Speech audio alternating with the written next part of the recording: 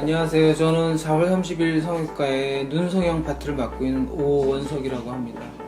칭관주 정롱비의 쌍땅 쌍꺼풀 뿐만 아니라 다른 성형수술에서 자신만의 어떤 아이템을 홍보하기 위해서 여러가지 이름을 쓰는 경우가 많이 있습니다. 하지만 근본적인 원리나 원칙은 아직도 변하지 않고 있고, 절개를 하느냐 절개를 하지 않느냐, 절개를 조금 하느냐 많이 하느냐의 차이만 있을 뿐입니다. 구체적인 사용하는 도구를 쓴 이름, 레이저를 썼느냐 이런 것들은 수술명에 적합하지 않고, 그런 것을 내세우기보다는 실제로 환자의 원하는 바와 실제 결과에 갭을 줄이려고 노력하는 의사를 찾는 것이 더 중요하다고 생각합니다. 우선은 기본적으로 과거와 달리, 과거에는 매몰법이 없었을 때는 무조건 절개를 했습니다. 지금은 절개를 하지 않아도 미리 쌍꺼풀을 만들어 보았을 때 쌍꺼풀이 잘 유지가 되고, 피부가 여유가 적고 피부가 얇은 사람들은 가급적이면 비절개, 매몰법을 권하는 바입니다.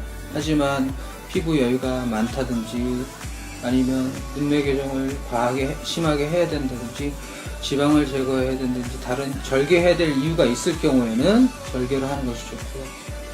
모든 의학에서 추세가 가급적이면 덜 째는 방향으로, 덜 해가 되는 방향으로 수술을 하는 것이 추세입니다. 마찬가지로 성형수술도 절개를 하지 않아도 되는 사람은 가급적이면 절개를 하지 않도록 권하고 있습니다.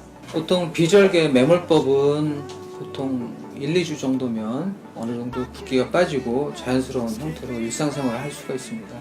절개법의 경우에는 수술 환자 상태에 따라 다르지만 보통 1, 2개월 정도의 회복기가 필요합니다.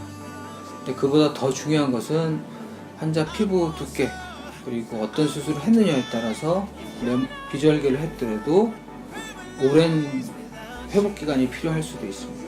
반면에 최근의 수술들은 절개를 했더라도 3, 4주 만에 비교적 자연스러운 모습을 할 수도 있기 때문에 환자 상태에 따라서 실제로 수술 어떤 것이 필요하고 회복기간이 어느 정도 되는지 설명을 해주는 것이 중요합니다.